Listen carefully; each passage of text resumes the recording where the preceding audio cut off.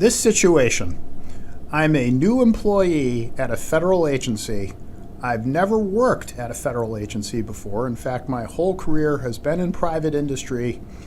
Mr. Fischer, what are the things that I need to know off the bat on my first day of employment at a federal agency? This has been the topic or part of hour-long conversations consultations that I've had with clients. And I finally said, I've got to do a podcast on this because I think that there's some information out there that people need to know, which applies to anybody who's going to get a federal job and start one. There are 4 basic points that I'd like to cover with respect to this topic, and they're all very critical. The first is, between the time of the offer and the start date is actually a very critical period of time. Now, why is that? Well, what you have at federal agencies is you have recruiters, you have people who work in HR, you have people who are supposedly the advocates for you, who are supposed to ease you into the job. They're supposed to provide you with things like start dates, what you have to do, who your boss will be, so on and so forth. And typically what happens is that person will some terms in an email. And it might be something like, yes, your job is going to be a Nurse 2 position at the VA, and the job is going to pay, $100,000 a year. Welcome aboard. You will receive your final offer letter shortly before you start. Your first day of work here will be December 7th, 2018. Okay. So sure enough, you don't hear from these people again until December 4th, 3 days before you're supposed to start. And in the December 4th letter, which is the final offer letter that you get, doesn't say you're a Nurse 2 making $100,000 a year. It says you're a Nurse 1 making $80,000 a year. Whoa, what happened over there? And what do I do about it? All right, that is an involved topic, but needless to say, one thing you can do to prevent that is you've got to constantly be in touch with these people about reminding them, yes, I'm waiting for my contract, I'm waiting for the final offer letter. You promised me. In one case I had, there was an incentive bonus of something like $30,000, where the person gets this one-time federal employee incentive bonus, but he has to stay there for 18 months. He's going to get his incentive contract, and he never got the contract. And he came in for a consult, and I had to explain to the guy, you've got to stay on top of this. You've got to make sure that you get that, because sometimes this is just bureaucracy, and sometimes the people who are doing this job just don't know.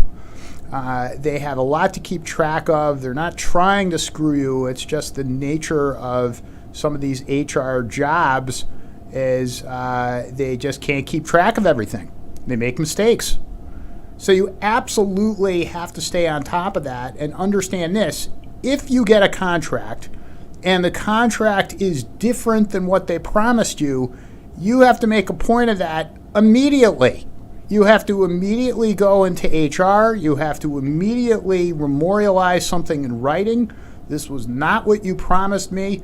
And that gives you legal standing to do something about it. If you just start the job and you didn't really follow through with this, generally your final offer letter is going to say, notwithstanding any other promise that was ever made to you, these are the terms and you voluntarily accepted this.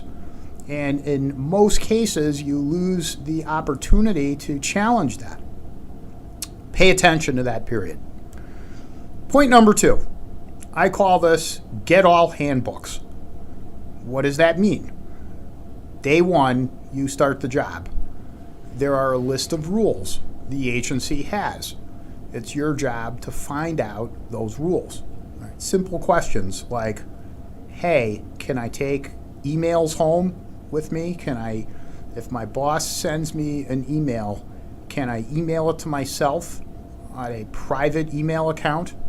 Assuming this is all unclassified. I mean, obviously, if this is classified, there's going to be a whole procedure for dealing with classified information, but most jobs in the federal government do not involve having a security clearance. They're not routinely handling classified information. You need to know, what can I take home? Can I take equipment home? Can I move equipment once I'm home? I don't know. Find out. You don't want to get nailed for something that there was a policy about and you didn't read it or know about it. Sexual harassment or some other kind of harassment. How do I complain?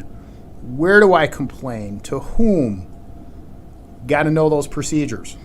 How do I take leave? What kind of leave? Annual leave, sick leave, what's the procedure? You absolutely have to find these things out from day one. I have a lot of consultations, unfortunately, with people who didn't do that, and there was kind of some rule they broke. They didn't hear about it. They didn't know about it, and then they got in trouble. They got disciplined for some of the things that they could easily have found out about. Third point, if your job did involve a security clearance, and obviously you filled out something called an SF-86, which is an entire background check about you, you were cleared at some point to begin the job. Now you have to find out what being cleared for the job means. It could mean one of two things. It could mean A, we cleared you because we completed the investigation on you, meaning they'll take everything that you say in that SF-86 that you write about, and they're going to interview former employers. Okay, I know because I've been interviewed. I've had lawyers that have worked here. I've had paralegals that have worked here over the years. Some of them went on to get other jobs at federal agencies. I have been interviewed by agents telling me, hey, we're looking at so-and-so background and what kind of employee this was. Was he honest? Was he on time? Was he this? Was he that? So that's what's happening, that's what's going on with your SF-86. That's what the agency is doing.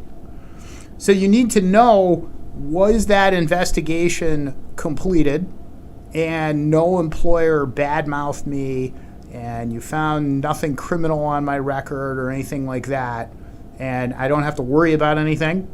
Or is it, no, you haven't completed that investigation, but there's enough for now for me to start the job here, which that's in a lot of cases. That's very important. Try to get a copy of that investigation. You may have to do a FOIA request. It's not that hard, and you want to learn what other employers said about you. Do you need to file a defamation action against any former employer? Did you have a prior separation agreement where you and the employer agreed not to disparage each other, and now you found out the employer did that? Very, very important.